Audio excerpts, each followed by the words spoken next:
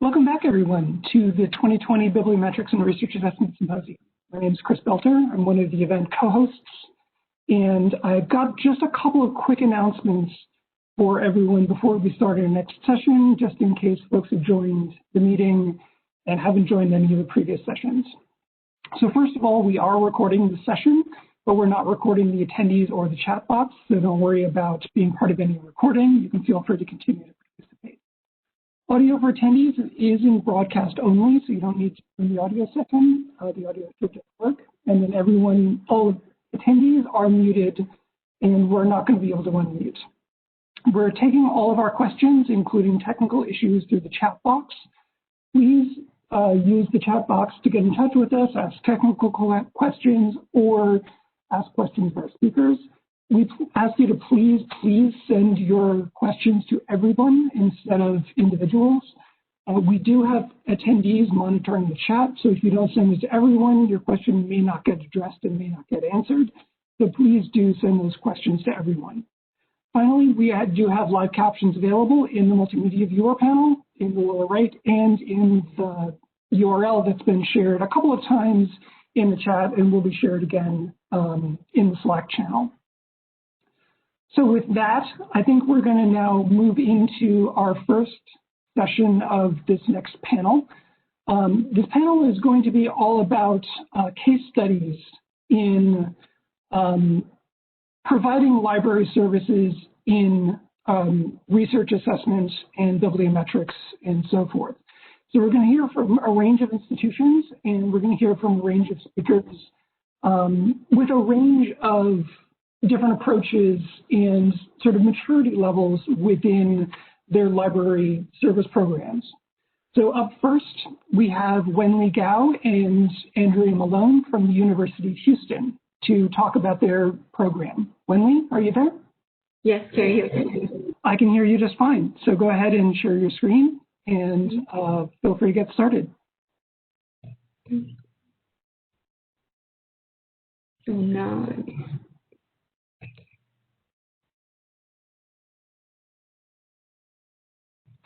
looks great. So take it away. This way. So good afternoon, everyone. My name is Wenli, and together with Andrea Malone, we are going to talk about how we respond to a campus initiative and develop our research impact services at the University of Houston libraries. And okay. So today we are going to talk about the planning process of the event, share success and challenges, and also discuss our future plans for research impact services. Just give you some background about our campus. The University of Houston is an urban public doctoral granting research institution. In 2011, UH received the Carnegie designation as a Tier 1 research institution. Since that time, research productivity has steadily increased with the creation of new centers, institutes, and core research facilities. In the summer of 2018, the UH president announced a university-wide initiative to increase campus research and scholarly output by 50% within 5 years, which is called 50 in 5. This new initiative means that as research activity and scholarly output increases, so does the need for research support. One aspect of this support relates to how to measure and communicate research impact. At that time, I was serving on the Faculty Senate Research and Scholarship Committee, which focused on supporting research and scholarship for faculty. The committee identified a need for faculty to understand author metrics and how to increase author impact. UH Libraries was identified as an expert in this area on campus and collaborated with the Office of the Provost, the Division of Research, and the Faculty Senate to host a half-day workshop focusing on increasing research and scholarly impact.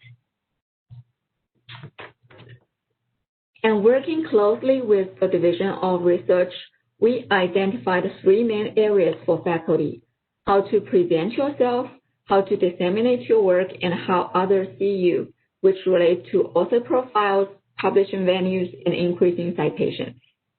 In order to tailor workshops to different subject areas, The workshops were customized for physical science and engineering, social science, social behavior, life science and health, and humanity, arts, and law. With that in mind, there were 9 workshops together. At one period, all 3 workshops were available and faculty would go to the one for their subject area. The UH Libraries Liaison Services Department has a research services team that is mainly responsible for supporting this area. At that time, the team had a coordinator, a data librarian, a graduate service coordinator, and 2 liaison librarians. Based on the expertise, the 3 areas were assigned to 5 librarians. They were charged to create learning resources for each topic and deliver the workshops. In anticipation of the increased research consultations in this topic, after librarians prepared the workshops, they presented to other liaisons in the department as a way of internal training. The goal is to equip subject librarians with the knowledge and skills presented in these workshops in order for them to provide services in their respective disciplines. It also served as a rehearsal for other liaisons to provide suggestions for the sessions, which proved to be valuable too. Division of Research was responsible for marketing of the event with the help of the UH Libraries communication team. Announcements were sent to UH Today and Faculty Weekly Top 5, 2 major channels faculty would read. Individual emails were also sent to all faculties on behalf of the Provost and VP of Research. So on the day of the event, it was started by a welcome speech by the Vice President of Research with the intention to attract more faculty. Librarians conducted interactive hands-on sessions for faculty to create their author profiles, learn where to publish and find out journal impact factors, and search for their H-index and number of citations, as well as discuss strategies to increase their impact. The event was concluded by a keynote speech from the University of Texas MD Anderson Cancer Center to talk about social media presence for researchers.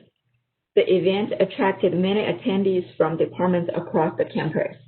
And now I'm going to turn it to Andrea to talk about successes and challenges.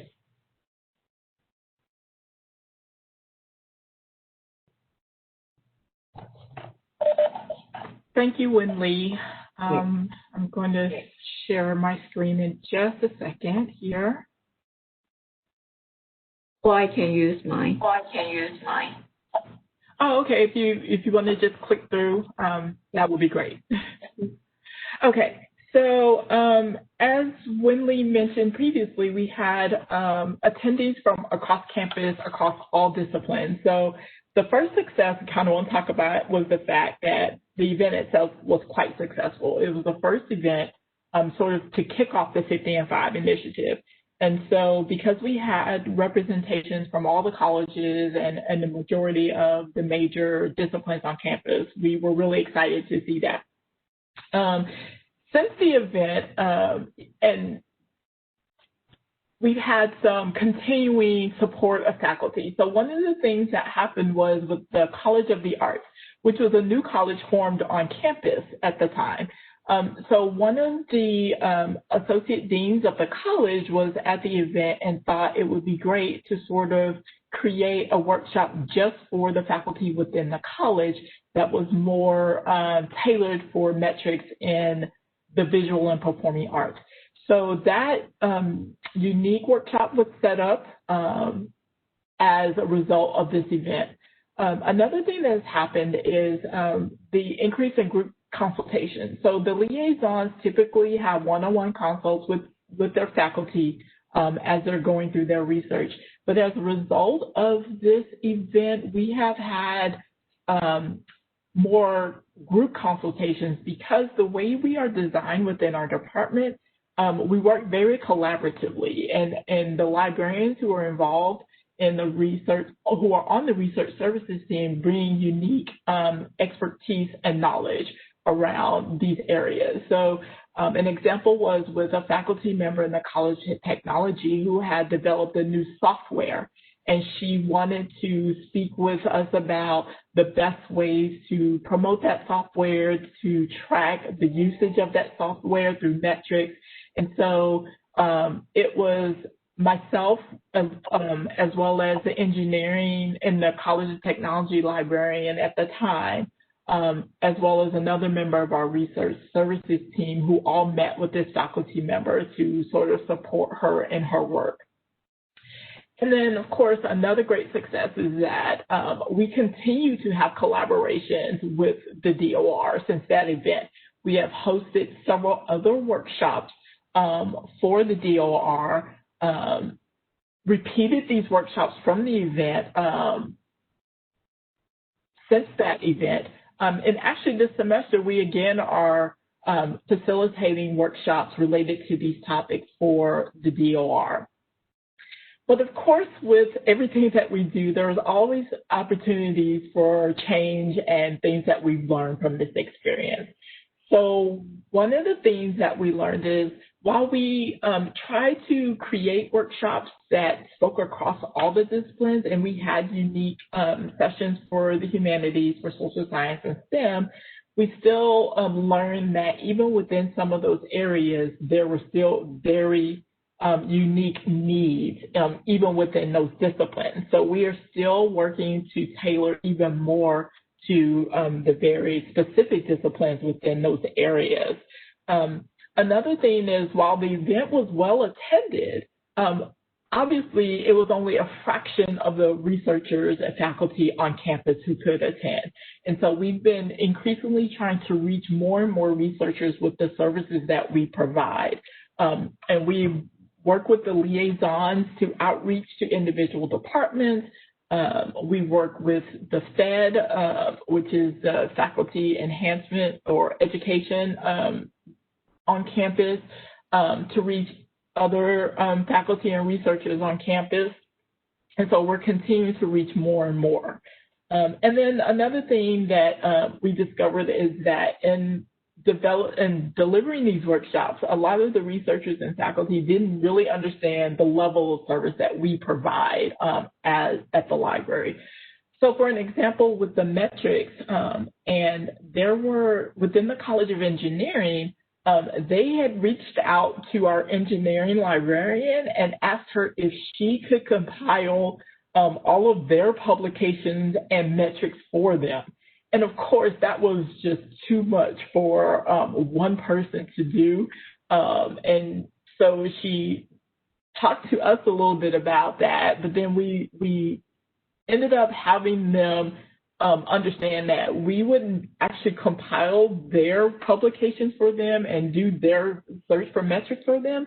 But what she ended up doing was creating time and space for faculty to come in and sit together, and she would walk them through how to do that on their own, so that they could use the resources that we have available to seek out the metrics for their publications. And so our future plans include, again, continuing to deliver those workshops for DOR, but out of this event, I'm currently working on a plan of program and services unique to humanities metrics, because with 50 and 5, a lot of what the Division of Research is putting out there and helping with is more closely related to STEM. And so our humanities researchers were sort of feeling left out of this entire initiative, even though it was communicated that their work does contribute to the overall initiative. But a lot of what was being presented was really geared towards STEM. So I am working with developing a program and services that is very unique to just humanities metrics. And even with that, it's really complicated and very tailored to specific areas within the humanities. Another thing that we are doing, because we developed this relationship with the Division of Research, we're given the opportunity to present to them and develop and facilitate workshops on other topics of research support that we provide to our researchers on campus. And so that's given us an opportunity to just sort of like present and have researchers know all the other things that we can do in terms of wherever they are in their research life cycle. And then lastly, we're working on creating some online learning materials. In this age of COVID, a lot of people have had to do that, but we think by creating more online learning materials related to these services that will reach even more faculty who may not be able to come to a workshop. And also, you know, as consultations around these services increase, we want to be able to support them. And so it's a lot of work for one librarian to do all the consultations or even like all of our liaisons. So by providing these online learning materials, it just reaches more researchers.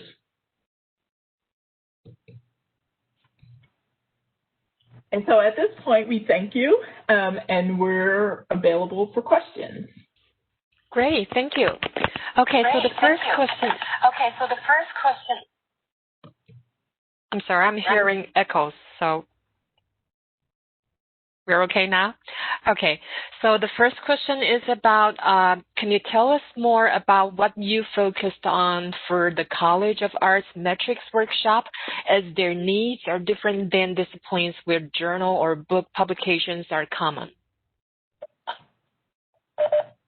Absolutely. So what I did was I met with the coordinator of the art and architecture library and the coordinator of the music library. And I talked with them since the two of them were actually going to be the ones to facilitate the workshop. So I sat down with them and we went over what does it look like, what does research, quote unquote, look like in those areas. And a lot of it wasn't even necessarily research, but especially for the visual and performing arts, it's about performance. And so how do they develop metrics? How do they compile metrics for those types of things? So basically that workshop was really mostly about alternative metrics because they don't fit the standard metrics, right? So they were looking at things like the number of downloads of their performances, how many people listened to or watched their videos on YouTube, how many people downloaded their music from various sites. So it was really more focused on alternative metrics than your standard metrics for that workshop. Great, thank you. Another question is there a conversation about establishing a unique author identifier that occurs in these sorts of discussions about compiling publications and metrics? And what level of understanding of the importance of this have you seen? So I think on campus, I've seen different departments have different use of those profiles. Our campus so far does not give a specific one that tells each department that what they use. So it really depends on the departments. We've seen people using Google Scholar profiles, and during our sessions we teach them Scopus, author IDs, but there's like no unified consensus on campus so far. But we also mentioned like it's really important for them to have that accuracy in mind. Like sometimes Google Scholar will have other people's publications in your profile, so you have to clean those. So we talk all those during the author profile session. Okay, I think we can take one more question here. All right, so do you spend a lot of time explaining why other data sources might be more accurate than Google Scholar? Absolutely. Whenever we talk about Google Scholar, we're always sure to inform them that the metrics in Google Scholar are often inflated a little more than you would see in other resources. So so that whatever they're seeing in terms of metrics, and whenever we present the different resources and tools available to them and how you will get different numbers depending on which tool you're looking at, and that they need to take all of that into account as they're compiling their metrics or using whichever profile that they're using. And the Division of Research, when they compile all of the metrics across campus, they're aware of this as well. So for the STEM and social sciences, they're uniquely looking at the Web of Science H-index number. And for the humanities, they're looking at, it's not as simple with the humanities, it's not as neat. And so with them, we're currently still working with DOR for them to truly understand how to incorporate the humanities metrics into these things as well. Thank you. I'm afraid I will have to direct you to the chat right now because we have to go on for our second panel. Thank you. Yes, thank you both for a really great presentation. So up next is going to be Janice Kung from the University of Alberta Libraries to talk about leveling up the research impact team. Janice, are you there? Yes, thanks, Chris. Let me just share my screen.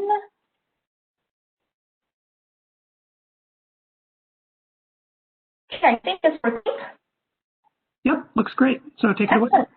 Thank you. Hi, everyone. My name is Janice Kung, and this presentation was developed in collaboration with my esteemed colleague, Thane Chambers. And this presentation will highlight a 2-day training program to help members of the research impact team. So I'll spend a little bit more time on talking about what that team is all about, to progress, to level up to the next level in terms of providing support to our campus community with regards to research metrics.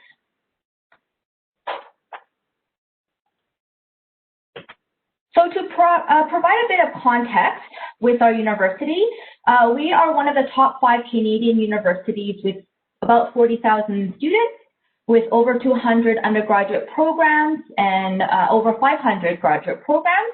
And we have the 2nd largest research library in Canada. For those who are not familiar with where we're situated, we are in Edmonton, Alberta, which is on the western side of Canada, just right above Montana. So the research impact team is a system-wide libraries team that was formed in 2018. And the membership is comprised of librarians, which includes the research impact librarian, which is Thane, who is dedicated full-time to this work. There's also an associate university librarian and 4 to 6 liaison librarians that were also assigned to this team. Note that the librarians, the liaison librarians who are assigned to the team, they also have full-time jobs dedicated to the respective areas. So being on this team is supplementary. It's in addition to all the other responsibilities that they already have. So that's something to keep in mind. And so when the team was first formed, there were 3 librarians from the social sciences, humanities, 1 in each from business, engineering, and health sciences.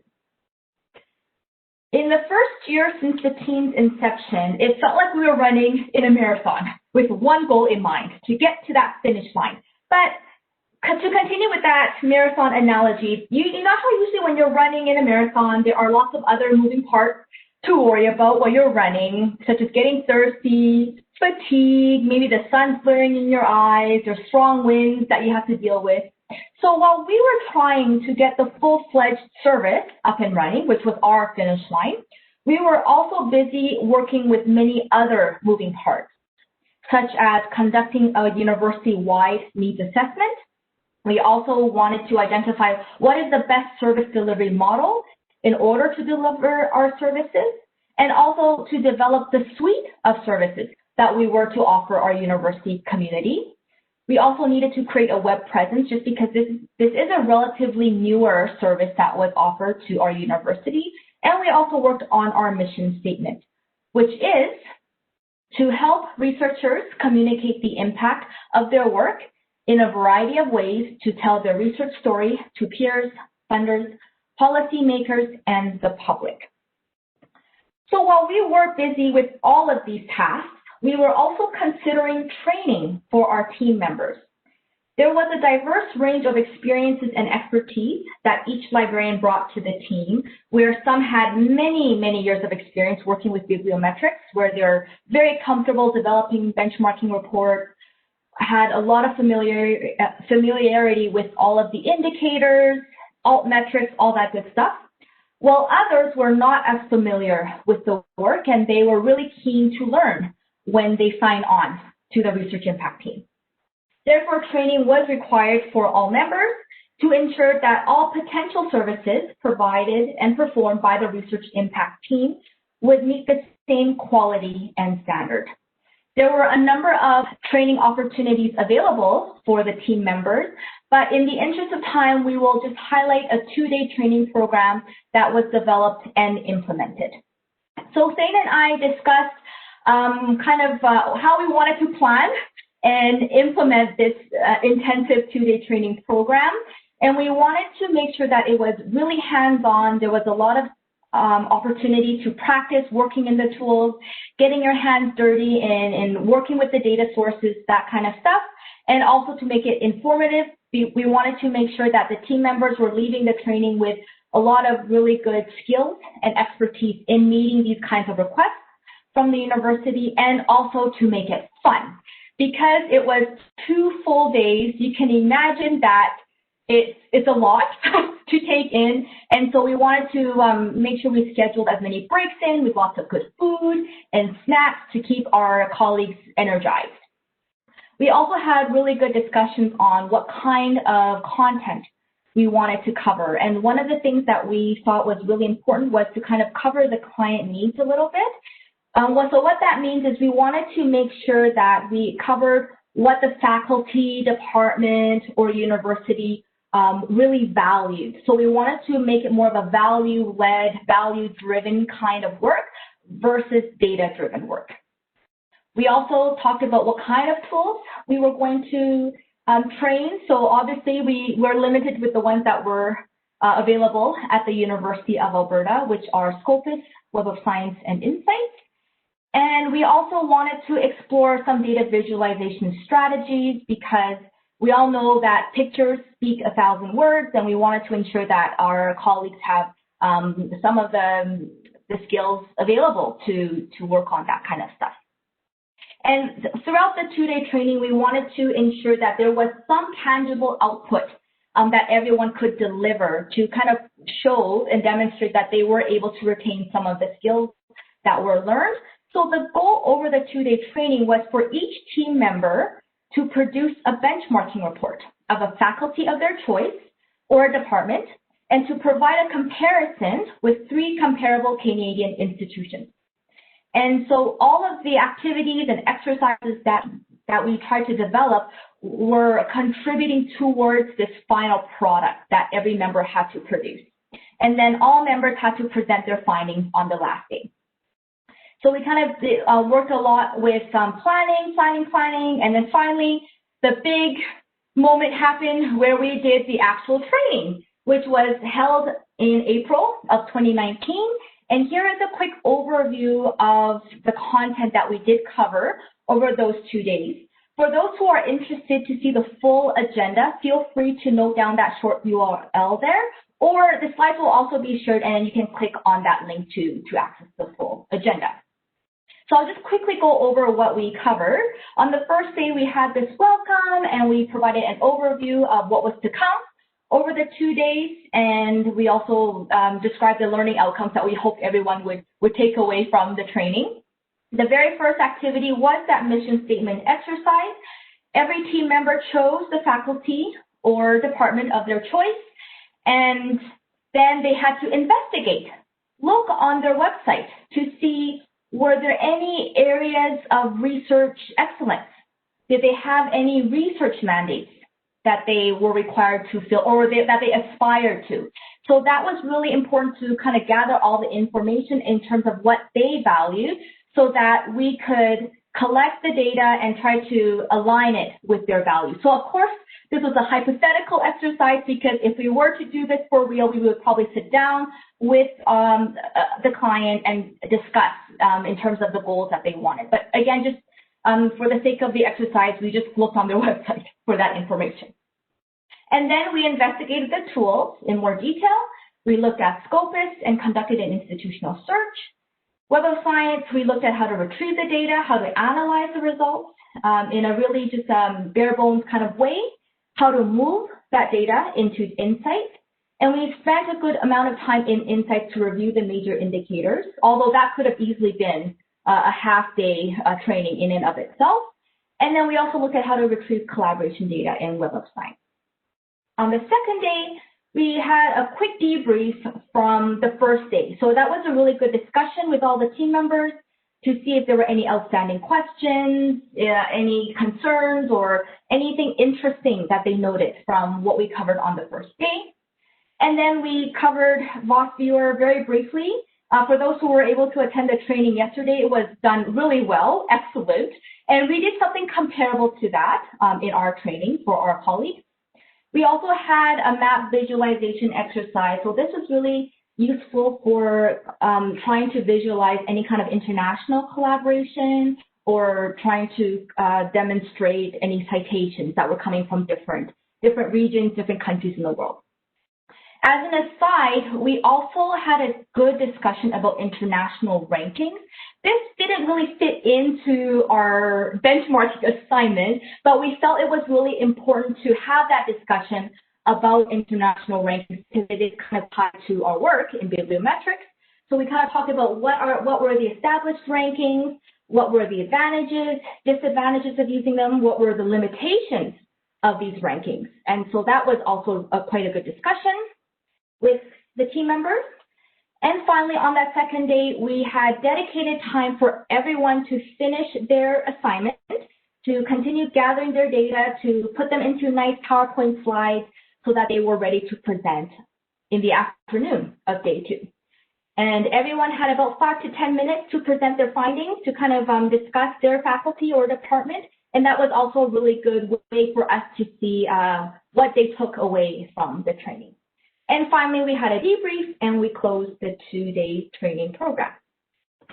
So after the training, Thane and I had a lot of time to reflect on our experiences, and we had a lot of thoughts and feelings, so it was good. So we thought that we'd share some of the things that we kind of reflected on after the fact. What worked really well was it was so interesting to hear from different perspectives. Because remember, the liaison librarians were coming from many different disciplinary backgrounds. And so we had such good discussions about what were the differences with pulling these kinds of metrics in the humanities versus law versus engineering, that kind of thing. And in general, the presentations were done very well from our colleagues. So that was a good thing to note because it showed that they did take away the learning that we hope they were able to take from the training. And it was also very good for team building because we were all from different units on campus and we didn't see each other that often unless we had our monthly meetings. So it was really nice to kind of be stuck together all in one room to really have that shared goal of really learning about bibliometrics. And of course, the snacks were great, so we can't complain about that. What didn't work as well was that even though we had the 2-day training, that Thane and I thought it was, well, you know, we thought it was well designed, but after the training, there were still some of our colleagues that lacked the confidence and still felt overwhelmed with doing this kind of work. There was still a lot of difficulty with the uncertainty of bibliometrics and the messy data. And we thought we did a good job of conveying the messiness of this work, that it is not perfect.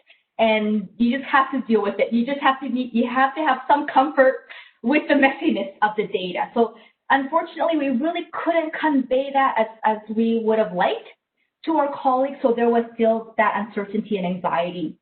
And many months after we did the 2 full-day training, there were still that were unclear, still some that were unclear with how to do the work And so we kind of had to redo training to a certain extent many months later because there was a request from our colleagues to kind of provide this step-by-step recipe guide on how to collect the data sources. So perhaps there were some things that were not retained after training. So that was kind of eye-opening. And perhaps in part, that had to do with the fact that our colleagues are also doing their full-time job. So they're not working with bibliometrics all the time. So that might have been in part the reason that they couldn't remember some of the skills that were learned. Teaching fatigue is also a very real thing. Thane and I were kind of switching off and on in terms of who was leading the session, but 2 full days was a little bit too much. So maybe perhaps in future, if we wanted to consider doing training, maybe try to not have it all intensive in 2 full days, but maybe have a few hours every day, that kind of thing. Or there could be another type of format that would have been better for that. And lastly, we did not think about assessment. So that was really bad on our part. It would have been helpful to have maybe a formative assessment to see what really worked well during training, what didn't, so that we could have improved for next time. So, I mean, you live and learn after doing these kinds of things. So that would have been really helpful to have that information moving forward in terms of this kind of training. And it looks like I am running out of time. So I wanted to leave with some final thoughts that training is still ongoing for the team. And if you have any thoughts or plans to do training for your own colleagues in your institutions, one advice that Thane and I can provide is just to be adventurous, try different things. Even if you mess up like we did, that for some reason the training just didn't really stick with our colleagues, that there could be other ways for improvement. And that is all I have to share with you, and I'm happy to answer any questions that you may have. Thank you, Janice. I think we have some quick questions for you. Okay, so the first one is that how many attendees were at your training and how often do you do this kind of a training? That's a great question. So for the 2-day training, this only happened once in April of last year. And it was all the members of the research impact team. So it was the 6 liaison librarians plus Thane, and well, I'm one of the liaison librarians, so I guess 7 in total. And these are the members who would fulfill the requests of our campus community when the time comes. Great, thank you. Okay, so the next 2 questions are actually connected, so I'm going to put them together. So we're interested in looking at the development of your training. So do you consider any future training, ongoing training, and how do you want to adjust the format or maybe adding assessment part that you would like to do? If you can do it differently, how would you do? Oh, that's a good question.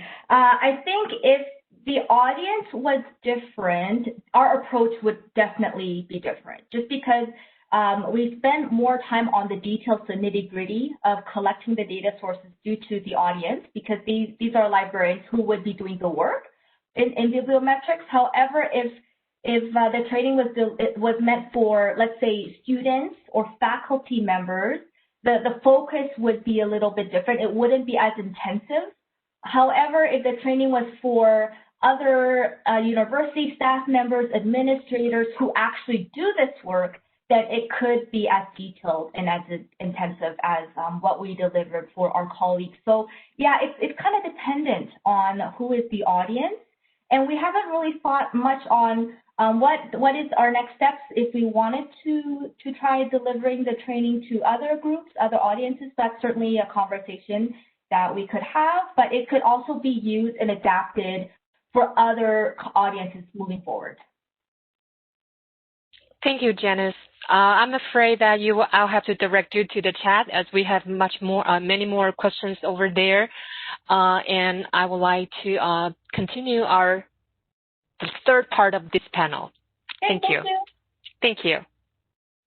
Yes, thanks again, Janice. That was really great. Excuse me.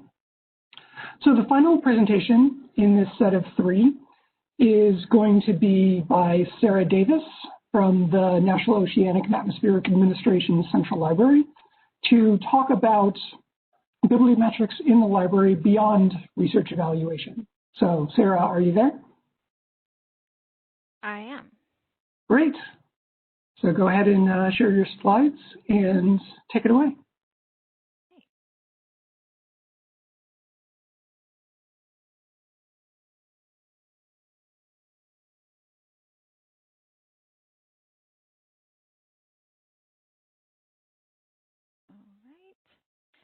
Good afternoon. I'm Sarah Davis, and my silent co-presenter, Jan Thomas, and I are in the Central and Regional Libraries of the National Oceanic and Atmospheric Administration. And we're going to be talking today about how we're starting to use bibliometrics within our libraries, not just as a service, but to enhance our library services and to assist our library colleagues. As a little bit of background on our program, the NOAA Library has been formally providing bibliometric services since 2012. And our team now consists of 4 people and an intern. This includes myself. Our biggest project and our real reason for existing is to identify and analyze NOAA intramural and extramural scholarly publishing. We've built on that to provide a whole host of other products, including regular and ad hoc reporting on every level from NOAA-wide down to offices and programs and on down to individual researchers and even individual publications and sometimes data sets. We also provide materials for offices that they can use in their own reports, presentations, and outreach materials.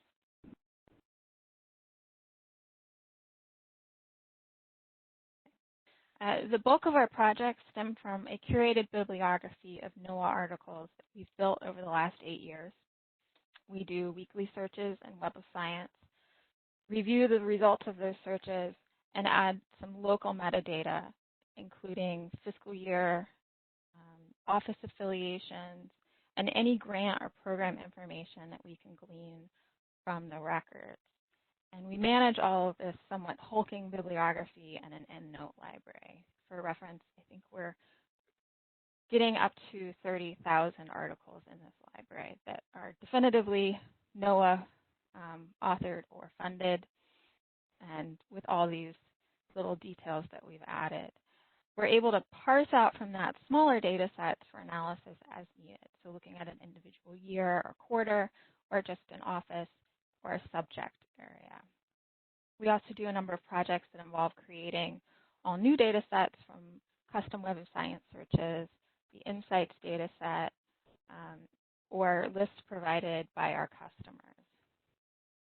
We've been really successful in building out our program over the years and offering more and more products based on this data set we've collected for that one big project. And a couple years ago, we started thinking about how we could start utilizing that same data and our acquired skills that we've worked so hard on to help within the library. We first thought about using bibliometrics for collection development. Started that in 2018. We hadn't really had a real collection development policy in a practical sense in many, many years.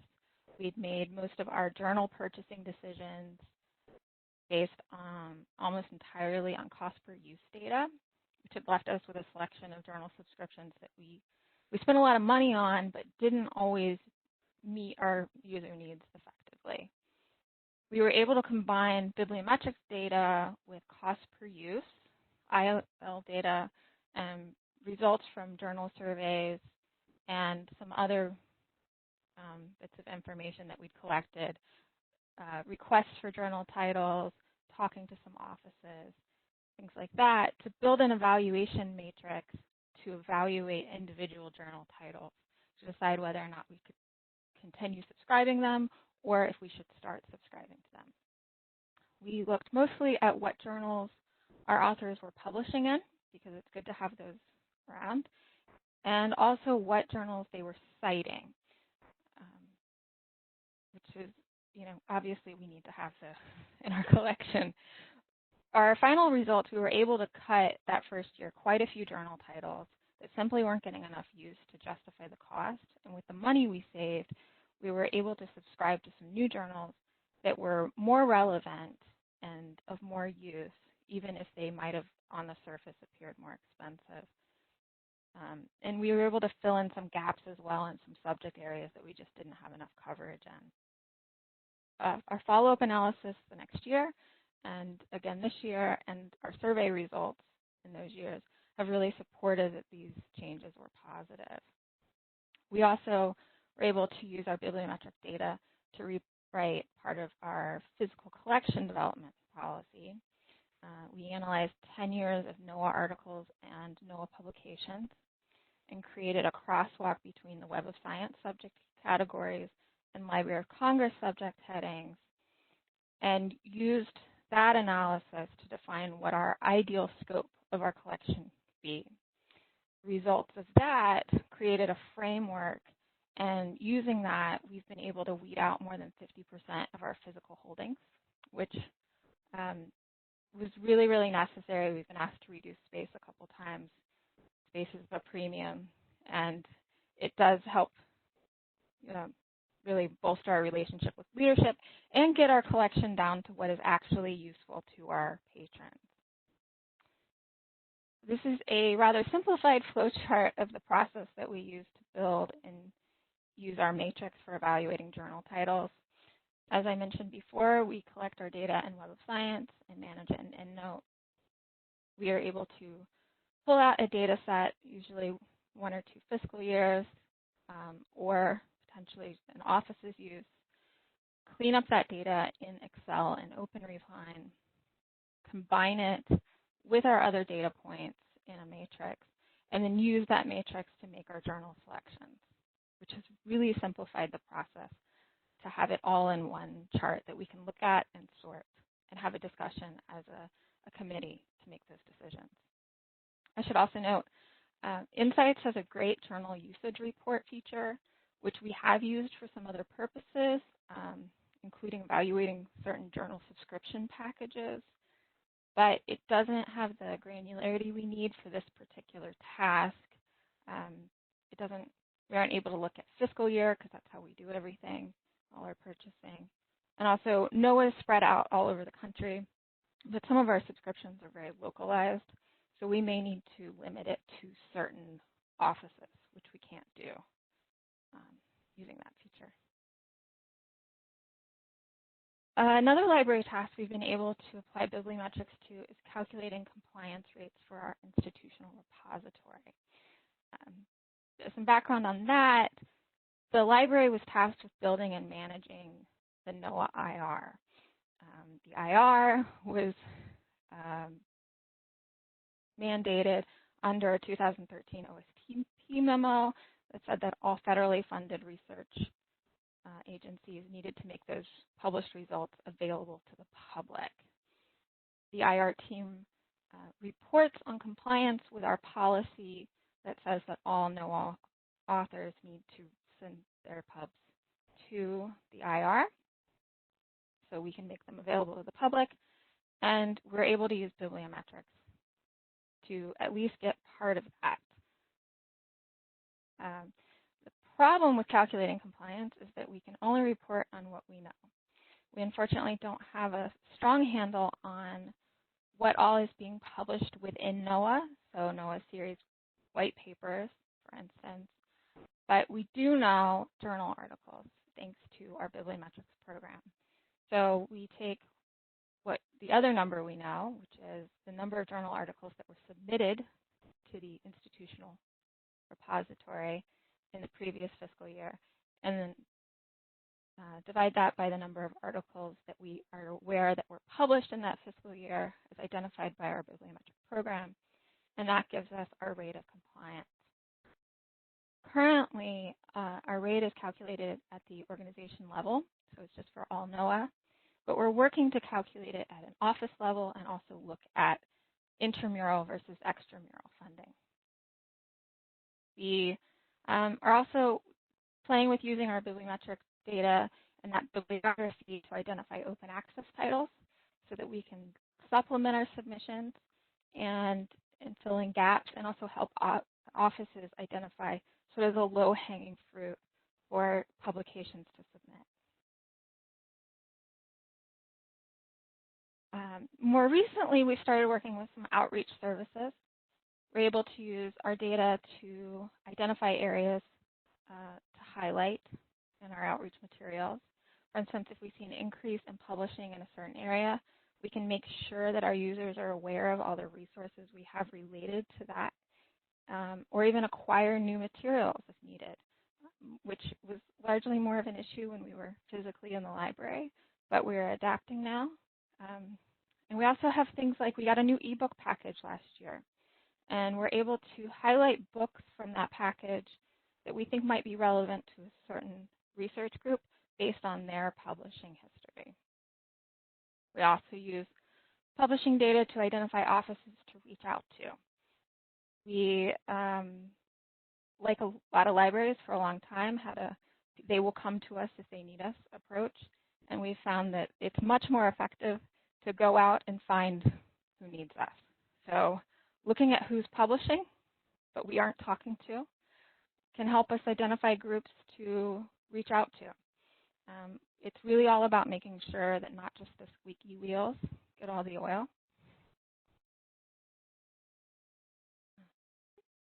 And finally, we have some things in development, because we always have some things in development. We started analyzing grants data to better understand funding at NOAA and the grant to publication cycle specifically. This should help us enhance our own bibliometric services and also help increase IR submissions. We're better able to facilitate offices getting their publications to us if we understand when to start looking for publications related to a certain grant. It's not the next month, it's probably about 3 years later. So to help them keep up with that and for us to be on our toes, it's always a good thing. And finally, the library is getting more involved in publishing at NOAA. There are a number of ways that we hope Bibliometrics can really support that effort, including enhancing our author services offerings. So working with authors as they're publishing their scientific research and selecting journals and making sure their data goes to the right place. The more we understand about what's happening in publishing, the more we can help them. We are hoping to help identify reviewers for internal publication reviews and helping to refine policies related to, for instance, open access, preprints, and other issues in publishing that affect us.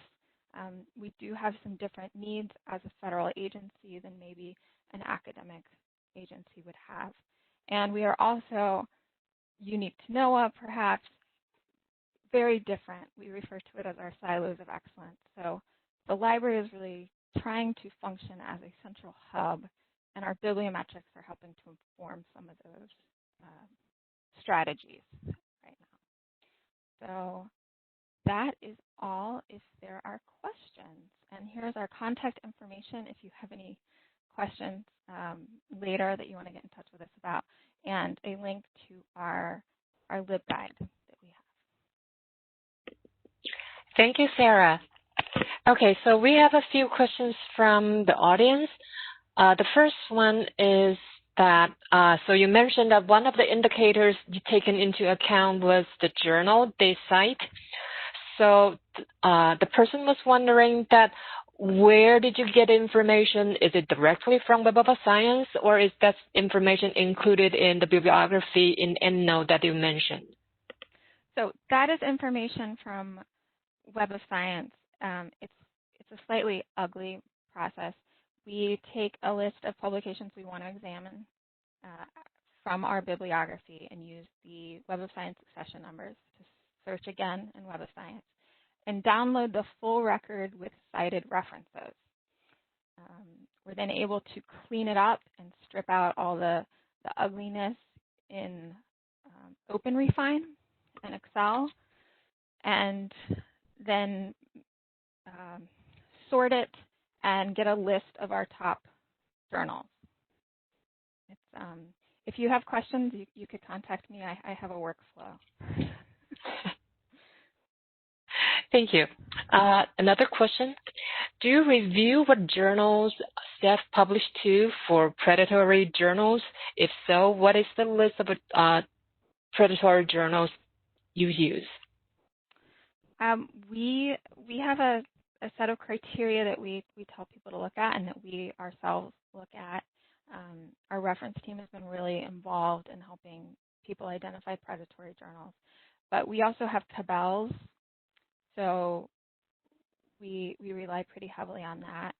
And my rule of thumb is sort of if it's not indexed in one of our big services, do a little bit more research. So if it's not in Web of Science, if you can't find it in Scopus, you can ask us, but we always check tabels. Next question. Have you thought about using Bibliometrics to help the researchers with emerging areas of research and things like that? Yes, we have. I would love to do that, and I do always tell people to do that, and I will probably tell a group of people this afternoon to do that, in fact. But it's not something that tends to be requested. We have a lot of our research is dictated from upper leadership and what the strategic goals of NOAA and the Department of Commerce are. So there's definitely some emerging areas like AI and unmanned systems that are coming up, but we don't have quite the same need of looking into sort of cutting edge research, unfortunately. But one day someone's going to ask me. Okay, we have one more question. So how do you supplement the grant data to the publication lists? Oh, okay. So we have a number of things. We always check the acknowledgments of every article that's available for, and often our funding information is there. I hope I understand what you're asking correctly. So we pull that out. We are learning more and more about grant structures and what those grant numbers mean. We also talk with a lot of program and grant funding offices to make sure that their authors understand how to cite their grants correctly. And we are using Crossref when that's available. So we're combining a lot of different sources of information. We've been mining some information from Grants Online and using the Web of Science API, and then and I can't remember if it was in R or Python, but cleaning that data up and drawing out some information on it. It is unfortunately not consistent across the board. A lot of people just say that this research was funded by NOAA, which isn't that helpful to us in practical terms. But we do have quite a bit of information. A lot of it is from Web of Science. Some of it is from some other sources like Grants Online. Great, thank you. I think that's all for now. Great. Well, thank you again, Sarah, for that great presentation. And thanks to all of our presenters in this particular session. So that's everything for this session. So once again, we're going to take a short 15-minute break, and we'll reconvene at 1:30 with a session on analytical methods in bibliometrics. So we'll see you at 2:30 Eastern or at the half hour. Thanks.